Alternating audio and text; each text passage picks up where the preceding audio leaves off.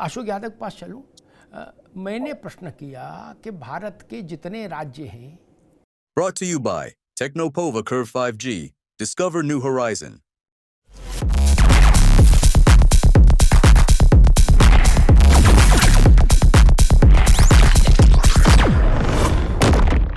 थोड़े में ज्यादा स्वाद, यही तो है इसकी खास बात। वाओ मम्मा, क्या स्वाद है। अरे मेरे राजा, दादी के हाथों का जादू और खुशबू से महकता घर, माँ की मुस्कुराहट और खाने की सुगंध। MDH गरम मसाला, क्योंकि हर रिश्ता है स्वाद से जुड़ा। उसमें आपको कुल जमा 5 या 6 OBC मिले प्रदेश अध्यक्ष। तो हमको खड़गे जी का फोटो बता रहे हो। अरे खड़गे जी को तो हम जान ही रहे हैं, आपसे पहले से जान रहे हैं भैया। आप बताएंगे हमको खड़गे जी क्या हैं? गजब बात है, ये हमको नहीं पता। क्या कर रहे हो? मैंने प्रश्न कुछ पूछा, उत्तर कुछ आ रहा है और बताया जा रहा है कि आपको नहीं पता हो तो मैं बता दूं खड़गे जी क्या। अरे भाई क्या कहें, कुछ नहीं आता।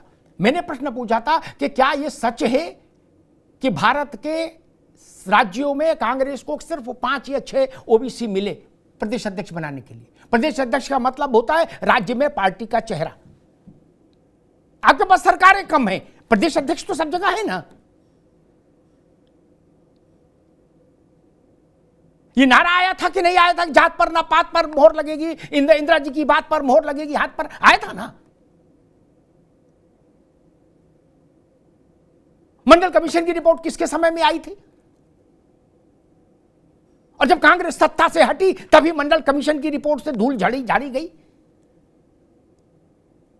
इस देश में पिछड़ों के लिए अगर सबसे बड़ा कोई अवसर आया उनके मान सम्मान के लिए, वो आया मंडल कमीशन की रिपोर्ट का एग्जीक्यूशन।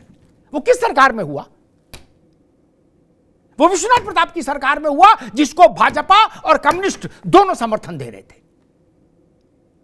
और कांग्रेस उसके विरोध में खड़ी थी कि हमको मंडल कमीशन की सिफारिशें मंजूर नहीं। क्या सच नहीं है? क्या सच को वॉश आउट कर देंगे? ऐसा नहीं होता। अशोक यादव जी, 29 की लड़ाई जब होगी, मुझे लग रहा जो अखिलेश जी ने कहा वो तो नहीं हो पाएगा। उन्होंने कहा जब हमारी आएगी सरकार तभी बनेगा जनगणना। तो मेरे ख्याल से सरकार तो लेट आती है उत्तर प्रदेश में थोड़ा, और ये 1 मार्च से शुरू हो जाएगा काम 27 में। लेकिन मुझे लग रहा है जात के आंकड़े आएंगे 29 का चक्रव्यूह जब सच जाएगा तब, नहीं? क्योंकि जनगणना चल रही है, इससे तो कुछ सेंसेशन नहीं बनता। असली मसला है कि निकला क्या नहीं, यही ना। जनगणना चल रही, ठीक है, साल 1.5 साल चल रही, 2 साल कंपाइलेशन हो रहा है डाटा का। लेकिन राजनीतिक दलों का तो काम तब शुरू होगा, जनगणना में तो झंडा प्रदर्शन होगा नहीं। जब आंकड़े आ जाएंगे अशोक जी, तो मुझे लग रहा है आंकड़े में तो भी बहुत दूर देरी है।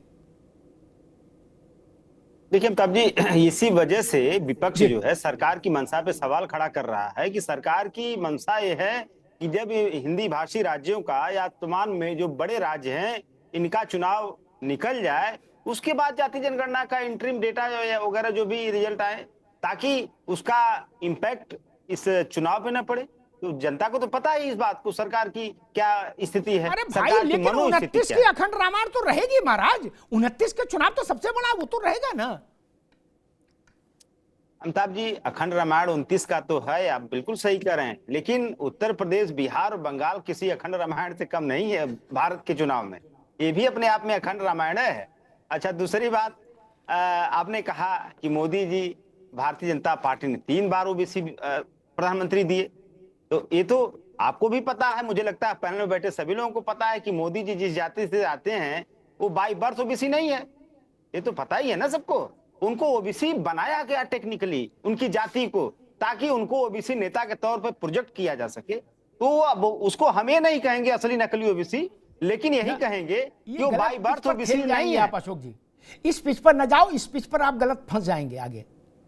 हाँ अच्छा, दूसरी बात आपने हमारे आनंद भाई ने कहा कि इतना ये है वो है, हमने इतना कर दिया, हमने उतना कर दिया, ये लोग खाली यादवों को करते हैं, ये इनको करते हैं। अरे भैया आनंद जी, 4 जून अभी तो कल बीता है, साल भर पहले चले जाइए 4 जून 2024 को, और अब 37 सांसदों का हमारा विश्लेषण कर लीजिए और आप पार उसमें देखिए कितने उसमें ओबीसी हैं, कितने दलित हैं, कितने सवर्ण हैं, कितने मुस्लिम हैं, कितने यादव हैं, उसमें कहाँ कोई दिक्कत है। तो आप अगर कोई आरोप लगा रहे हैं तो कुछ उसमें रख के लगाइए आरोप, हम भी कोई दिक्कत नहीं, हमें स्वीकार करने में, अगर आपके पास कोई डेटा हो तो। लेकिन आप ऐसे हवाई फेंकते रहेंगे साहब जी की तरह तो कैसे काम चलेगा। इसके अलावा बहुत सारे सवाल पूछे अमिताभ जी आप लोगों ने। हाँ, इसे आनंद भाई ने और कहा हमने इतना मंत्री बना दिए फला फला जातियों के। अरे राजभर जी को आपने पिछली सरकार, मुझे याद है अमिताभ जी, आपको भी याद होगा, वो मंत्री थे, उनके लड़के का शादी थी और वो शादी वाले घर के रास्ता बनवाने की हैसियत नहीं थी उनकी, और फावड़ा कुदाल लेके पियर का गमछा सर पे बांध के फावड़ा लेके सड़क बना रहे थे अपने घर की। और यही उन्होंने कहा था कि भारतीय जनता पार्टी में जो ओबीसी समाज का नेता जाता है, नहीं, मेरे ख्याल से वो श्रमदान कर रहे होंगे, ऐसा था क्या? श्रमदान है, अरे इस्तीफा दे दिए उसके बाद वो, और ये कहते हुए दिए कि ओबीसी समाज का नेता। देखो भैया अशोक जी, अब राजभर जी मगन है, इसलिए उनका प्रसंग न उठाओ, अब वो मगन है, अब वो कह रहे हैं कि सपा कुछ नहीं, भाजपा ही ठीक है।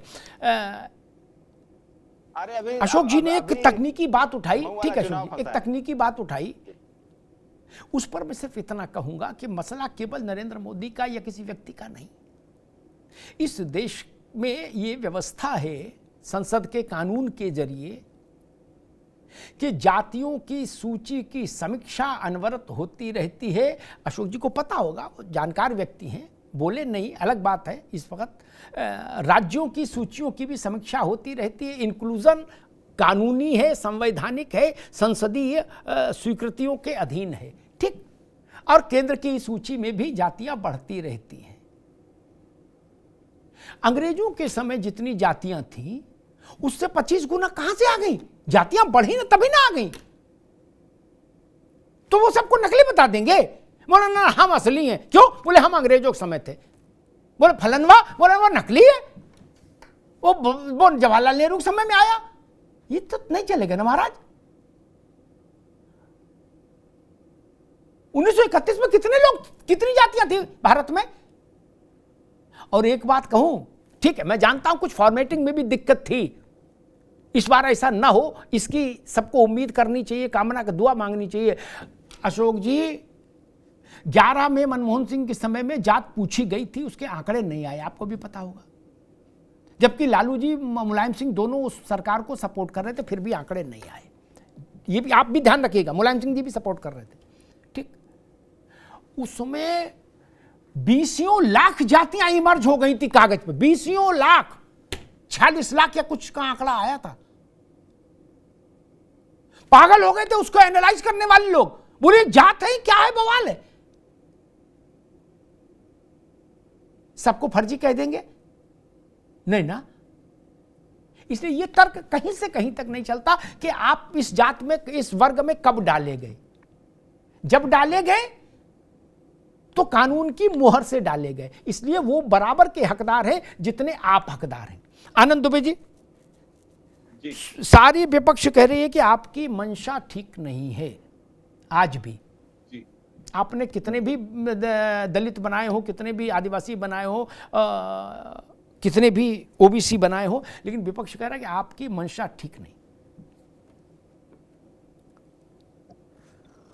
देखिए, हमारी मंशा को तो देश ने देखा है, इसीलिए केंद्र में तीसरी बार हमारी सरकार है, उत्तर प्रदेश में हमारी दूसरी बार सरकार है, उत्तराखंड में है, लगातार गुजरात में है, लगातार मध्य प्रदेश में है, अभी राजस्थान में है, महाराष्ट्र में भी आया है, उड़ीसा में है और राज्यों। ये हमारी मंशा है, इसीलिए सरकार ने हमको अपना, जनता ने हमें अपना आशीर्वाद दिया। इन्होंने जो बात कही अभी कि हम ऐसे ही कोई बात कर देते, मैंने जो इनको गिनाया, अब मैं गिना देता हूं। 12 की सरकार, पहली कैबिनेट, अखिलेश यादव जी मुख्यमंत्री, शिवपाल यादव जी कैबिनेट मंत्री, बलराम यादव जी कैबिनेट मंत्री, दुर्गा यादव जी कैबिनेट मंत्री, अंबिका चौधरी जी कैबिनेट मंत्री, राम गोविंद चौधरी जी कैबिनेट मंत्री। ये कौन थे भैया? हो सकता है एक आध नाम अभी हमसे छूट ही रहा। ठीक, तो मैं कोई बात ऐसे नहीं करता हूं अशोक जी। और आपने कहा कि जो अभी लोकसभा चुनाव हुआ उसमें 5 यादव लड़ाए, इन्होंने 5 पारिवारिक थे। यादव में भी परिवार चाहिए। अब ये कह देंगे कि मोहन यादव जी को कह देंगे वो नकली ओबीसी है, कह सकते हैं ये, क्योंकि वो भाजपा में है। तो ये मानते ही नहीं, अगर भाजपा में कोई यादव तो उसको कहेंगे नहीं नहीं नहीं वो ओबीसी नहीं। ये इनका नजरिया है देखने का चीजों को, लेकिन खैर कोई बात नहीं है, इनकी सोच को सब लोग जानते हैं। अब जो सामाजिक न्याय की बात करने वाली कांग्रेस पार्टी है और समाजवादी पार्टी भी, कांग्रेस पार्टी के प्रवक्ता से पूछिए कि इस देश में सामाजिक न्याय के सबसे बड़े प्रतीक बाबा साहब डॉक्टर भीमराव अंबेडकर, दलितों, पिछड़ों, वंचितों की सबसे बड़ी आवाज, उनको अपनी पूरी सरकार में भारत रत्न क्यों नहीं दिया? 10 अक्टूबर 1951 को बाबा साहब संसद में अपना इस्तीफा पढ़ना चाहते, उनको इस्तीफा तक नहीं पढ़ने दिया। उप सभापति ने कहा कि आपको अपना इस्तीफा पहले जमा करना पड़ेगा हमारे पास, हम पढ़ेंगे कि उसमें आपने क्या लिखा है तब।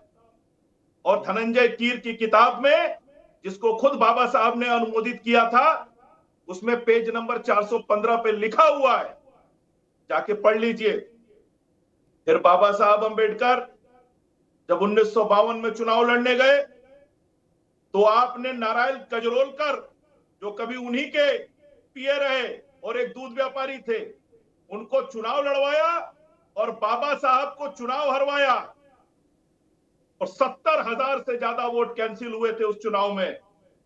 उसके बाद जब वो भंडारा से उपचुनाव लड़ने गए, वहां भी उनको हरवाया गया। बार बार ये कोशिश की गई कि बाबा साहब को एक सशक्त आवाज न बनने दिया जाए। ये आपने किया।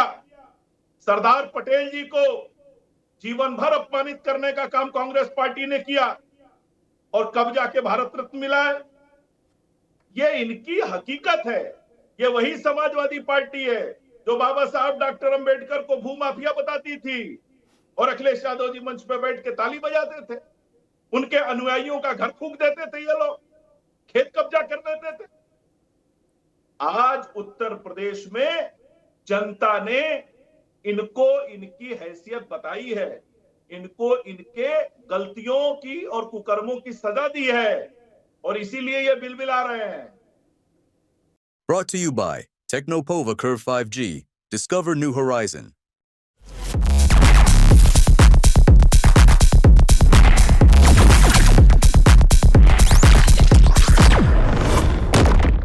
कुछ तो सस्ता लो, सब बढ़िया लो। इसमें क्या खास बात है? थोड़े में ज्यादा स्वाद, यही तो है इसकी खास बात।